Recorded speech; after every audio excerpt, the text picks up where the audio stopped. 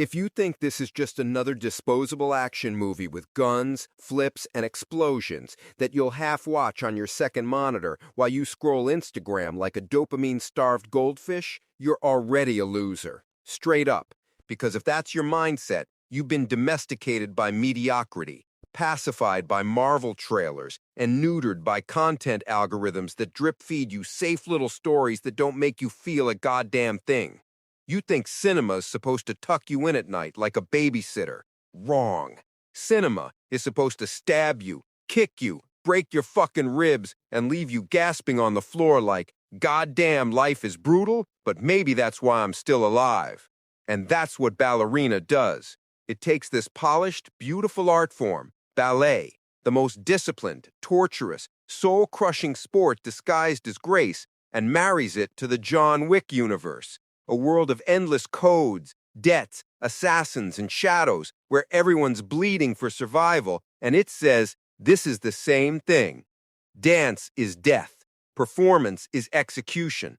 Art is violence. And if you don't get that, then maybe you're too soft to breathe the same oxygen as people who actually fight for something. And let me rip this Band-Aid right now. Lionsgate didn't want you to know that. They gagged critics, embargoed real reviews until release day, forced only positive first impressions, like some insecure kid begging you not to post their bad side on Instagram, because deep down, Hollywood executives are cowards. They didn't trust the art to stand on its own. They didn't trust audiences to think. They didn't even trust the critics they invited to early screenings. And that right there is the perfect metaphor for modern entertainment. Polished, staged, corporate-controlled, terrified of honesty. But the irony, that control move is exactly why Ballerina blew up online. Suspicion spread like fire. Fans whispered, "What are they hiding?" And suddenly everyone was talking about the embargo more than the movie, and curiosity exploded. People leaned in, because nothing makes humans hungrier than forbidden fruit, and Lionsgate tried to lock the pantry door while we could all smell the steak sizzling inside. They backfired. They tried to control the narrative, but in the process, they gave the movie more myth, more intrigue, more momentum. And honestly, that's fitting, because Ballerina is about control and rebellion, about a woman born into a system built to crush her, refusing to stay silent, refusing to obey, choosing to bleed out on stage instead of living quietly in chains. You've seen the trailers. You know this isn't sugar-coated. Ana de Armas plays Rooney, trained by the Ruspa Roma, the same brutal family that raised John Wick.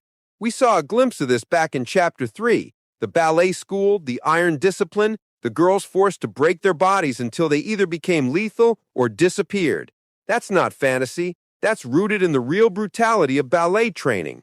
If you've ever watched real dancers, you know they're soldiers disguised as swans, feet bleeding, bones breaking, ribs cracking under corsets, all for the illusion of grace. Now add knives, add bullets, add assassins watching from the rafters. That's the world Ballerina throws you into. And let me tell you, it's not a safe PG revenge fantasy. It's obsession turned into art. It's discipline weaponized. It's trauma choreographed. And if that doesn't grab your soul by the throat, you're already dead. Now let's talk about what actually happens, because I'm not bullshitting you. I'm only using confirmed stuff from trailers and reviews, no fan fiction bullshit. Rooney is an assassin dancer. She's on a quest for revenge. Why? Because someone murdered her family, the only thread of belonging she had. And in this world, revenge isn't a choice, it's oxygen. The Wick movies taught you that already. Everything is debts, blood, obligation. And here's the crossover. She's tied to Wick himself. The Rusca Roma, the Continental. Winston shows up. The high table looms.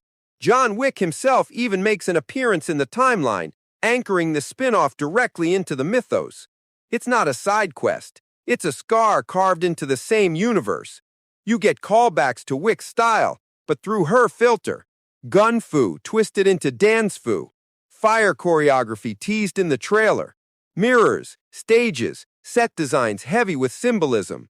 And critics confirmed at least 7 hidden Wick references. From the Roma roots to the Continental's rules, to lines of dialogue that foreshadowed the larger arc. This isn't just expansion, it's connective tissue. And it matters because if you've been paying attention, this franchise is about building a mythology as intricate as any religion. Codes, coins, oaths, it's all ritual. And Ballerina doubles down by weaving ballet into that tapestry. It's not a coincidence. It's philosophy. It's saying, your life, my life, every life is performance, judged, scored, punished, and the only way out is rebellion. But let's not act like this movie dropped without flaws. Critics pointed out pacing issues, underdeveloped villains, and the obvious fingerprints of studio interference, reshoots, edits, compromises. And you know what? I don't give a shit, because I'll take messy ambition over polished mediocrity any fucking day. I'm sick of movies built by committee, tailored by algorithms, made safe for global box office numbers. I'm sick of Marvel formula flicks, where you know the ending before the opening credits. I'm sick of content that doesn't even want to be called cinema. Ballerina might stumble, but it stumbles with a knife in its hand. It might bleed, but at least it bleeds on purpose. That's more than I can say for 90% of what fills theaters today. And if you can't respect that, if you'd rather watch beige wallpaper for 2 hours, then go back to binging Netflix rom-coms and leave the fight to those of us who still want to feel alive. Now let me rip this Band-Aid right now. The culture that made this movie both necessary and impossible at the same time. We live in a world where mediocrity is worshipped. Fake hustlers flood your feeds, bragging about their grind, but they're just assholes renting Lamborghinis for photo shoots. Influencers pretend they're entrepreneurs, but they're really just clowns in ring lights, regurgitating quotes stolen from Gary Vee. Corporate drones brag about promotions like they just discovered fire, while their souls rot in cubicles. Everybody wants applause without sacrifice. Everybody wants results without obsession.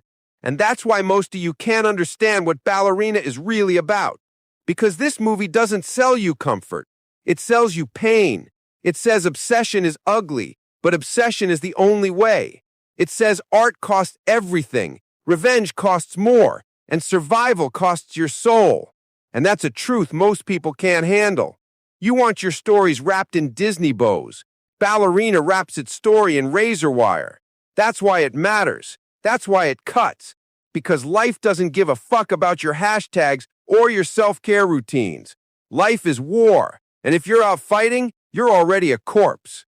Now let's dig into the Easter eggs, because they're not just fan service, they're philosophy. First, the Ruska Roma. That's John Wick's origin family, and by tying Rooney to them, the movie isn't just expanding lore, it's reinforcing the idea that no one escapes their roots. Wick couldn't, she can't. Family is fate, and fate is a blade. Second, the Continental, always looming, always present. That hotel isn't just a backdrop, it's the church of this world, where rules are scripture and loyalty is law. By weaving it into Ballerina, the movie is saying, this isn't a side story, it's canon, it's sacred, it's part of the myth. Third, Wick's timeline cameo. Reviews confirmed it. His presence locks the events into the same pulse, like a vein connecting bodies. And then the subtler ones. Choreography that mirrors Wick's style, but feminine, fluid, balletic. Set designs echoing underworld mythology. Mirrors, stages, symbolic architecture. Dialogue hinting at debts owed, rules enforced, betrayals foreshadowed. These aren't Easter eggs. They're threads in a tapestry. And that tapestry is myth-making. The Wick universe is building itself into a religion, and Ballerina is one of its gospel texts. Now let's zoom out further. This isn't just about one movie. It's about cinema's place in a culture drowning in mediocrity. We live in an age where content is king, and cinema is treated like just another flavor of Doritos. But cinema, real cinema, is not content. It's confrontation. It's supposed to challenge you, provoke you, leave you uncomfortable. Ballerina does that. It's not perfect, but it's dangerous. And danger is rare today because studios are scared, audiences are soft, influencers are liars, and most people don't want to feel. They want to numb. But you can't numb forever.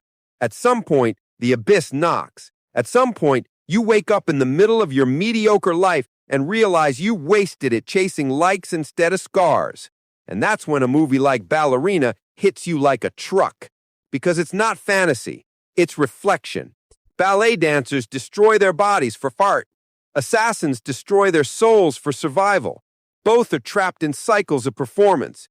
Both are judged mercilessly. Both are obsessed to the point of madness. That's what this movie shows you. That's what this movie forces you to feel. And if you're brave enough, you'll see yourself in that mirror. Ugly, desperate, clawing for meaning in a world that doesn't care. And here's where I'll spit the darkest truth of all. Obsession is the only antidote to mediocrity. Mediocrity kills more people than bullets. Mediocrity is the real disease. Comfort is the coffin you climb into willingly. And Ballerina rips that coffin open, drags you out and slaps you across the face, screaming, "Wake the fuck up! Life is suffering. Life is obsession. Life is war. Choose a side."